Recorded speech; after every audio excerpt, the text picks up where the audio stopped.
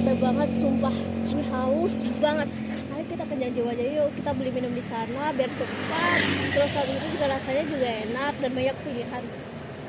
Boleh, tapi kita coba eksperimen kecil dulu yuk. Eksperimen apaan tuh, Jam? Jadi masing-masing kita punya 25.000. Nggak harus habis, kita belanja seperlunya. Kita lihat beda dampaknya di 3 tempat ini. 25.000 doang dapat apa? Kan di semua tempat juga sama ada nggak sih? Justru karena kecil, kita lihat kemana uang kecil ini paling berarti.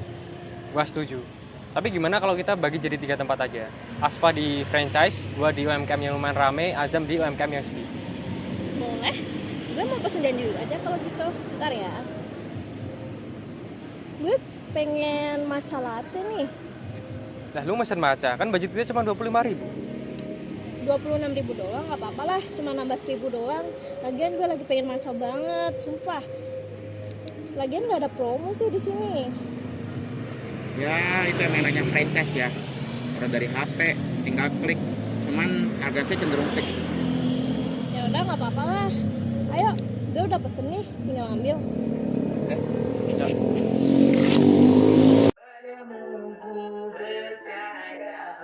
Oke, gue udah dapet matanya nih. Tinggal klik, bayar, terus ambil deh. Iya, cepet dan konsisten. Tapi kalau kita ngomongin dampak ke ekonomi dan alur uangnya juga beda. Maksudnya? Ini maksudnya, di franchise besar kan uang kita biasanya kebagi ke banyak jalur nih. Ada bayar merek royalti, royalti ke pusat, bahan baku dari supplier besar, dan laba sebagian juga balik ke perusahaan induk. Jadi uang kita nggak sepenuhnya muter di sekitar sini. Ini bukan berarti franchise jelek ya. Mereka juga nyediain kerja lokal dan layanan cepat. Cuman emang dampaknya ke usaha kecil sekitar nggak sebesar UMKM. Jadi walau praktis berarti uangnya ngalir ke banyak tempat ya? Ya kurang lebih gitu. Nah, sekarang biar adil, yuk kita lanjut ke tempat kedua. Kita lihat dengan nominal yang sama. Gimana uang kita bisa berpengaruh ke UMKM yang hidup dari omset harian. Oke, boleh. Ayo kita ke sana. Gue juga pengen lihat seberapa ngaruhnya uang 25.000 di tempat yang berbeda. Yuk.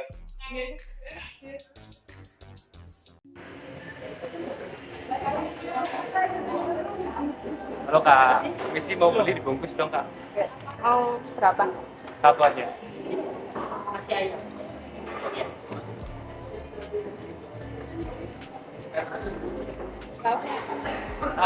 Pakai ayam balado. Sama apa? Sayur sambal nggak? Sayur sambal. Oh ayam goreng aja, ayam goreng aja.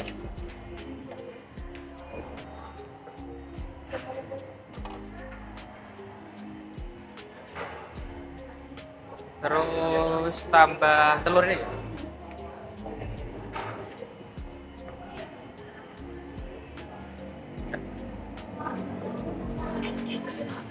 Kasih lagi. Ya langsung kasih.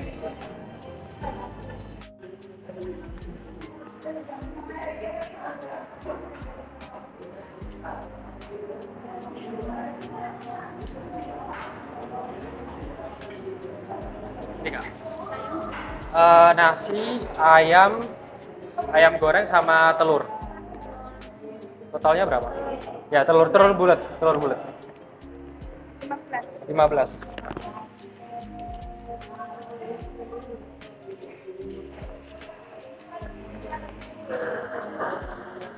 Terima kasih ya Kak.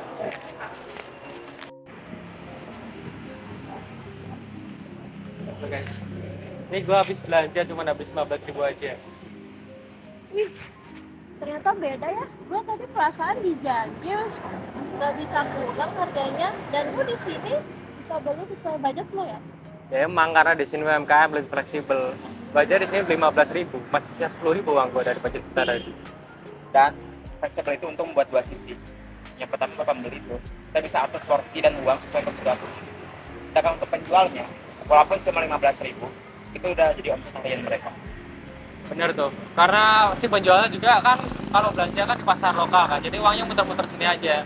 Mereka juga bayar listrik, bayar air di sini, dan gaji karyawan gitu, itu kan juga ngebantu keluarga mereka. Ternyata bukan soal harga ya, ternyata uang yang tinggal di tempat aja. Nah, kita ke tempat terakhir yuk, yang tadi kita lewatin. Kayaknya sepi banget tuh tiap hari. Oke, boleh.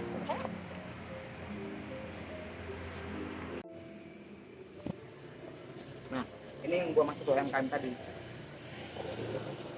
Gua kesana dulu ya.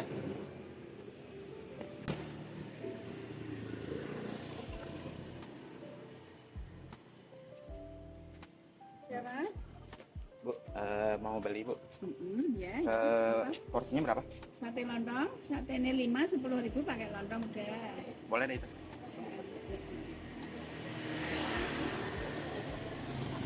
Selada, Pak.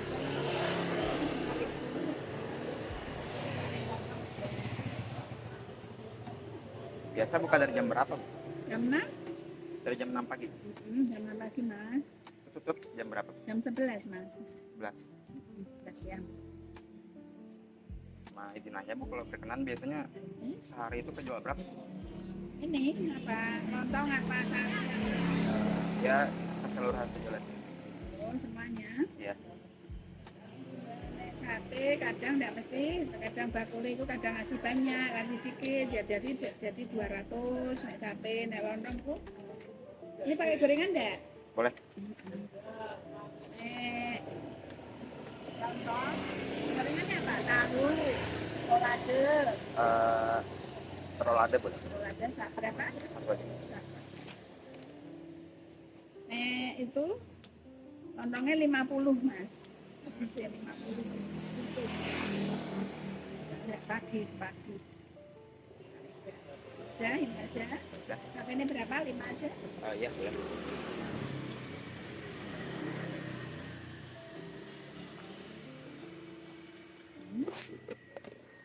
Untuk gosongan sitik kan sama. Biasanya ya enggak hitam. Tapi sedikit. Ini pakai cabai enggak? Boleh. Ya, bungkus pecel enggak? Gak usah. Pecel enggak? Ya.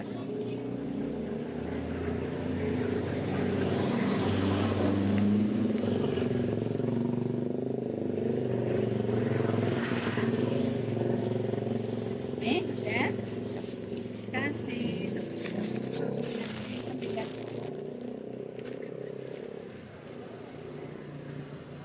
Dan ya, Ya, makasih. kasih. Ya, Mbak. Kerasa banget ya bedanya. Di tempat sepi kayak tadi, satu pembeli kecil bisa jadi pembeli pertama hari itu. Bukan soal nominal, tapi soal harapan. Kalau dari pagi belum ada yang beli, kadang 10.000 itu bisa jadi pembeda antara pulang bawa sesuatu atau pulang kosong. Ternyata gue nambah 1.000 tadi di Janji Jiwa itu nggak berasa apa-apa ya buat sistem besar. Tapi di tempat lu tadi 11.000 itu udah sangat berarti buat ibunya. Kalau UMKM sepi terus kayak gini, yang hilang bukan cuma dagangan tapi juga lapangan kerja dan mata pencarian orang tersebut. Intinya ekonomi itu gak seharusnya ninggalin yang lain. Oke, kita rekap aja percobaan tadi. Yang pertama di Janji Jiwa, sistemnya tuh cepat tapi harganya fix. Yang kedua ada di UMKM yang besar, pembeli itu lebih fleksibel terhadap budgetnya. Terus juga si penjual bisa dapat keuntungan atau omsetnya secara langsung. Yang ketiga itu di UMKM yang kecil. Meskipun sepi, hasilnya bisa jadi harapan buat penjual tersebut di hari itu. Gue minta maaf ya, ternyata gue terlalu ngeremehin banget. Untuk uangnya itu ternyata tergantung kita beli di mana ya. Support lokal ekonomi bukan berarti anti franchise kok, tapi kita sadar kapan kita bisa punya arti paling besar untuk sekitar. Bayangin deh, kalau misalnya ada 15-20 mahasiswa yang punya budget 15-25 ribu, itu sehari buat UMKM kecil bisa dapat sekitar uang 1 juta loh. Itu udah besar banget untuk UMKM kecil. Kita nggak harus punya uang yang banyak untuk berdampak. Cukup kita memilih tempat yang tepat untuk belanja. Karena keputusan kecil itu, kita bantu mewujudkan pekerjaan layak dan pertumbuhan ekonomi yang lebih adil.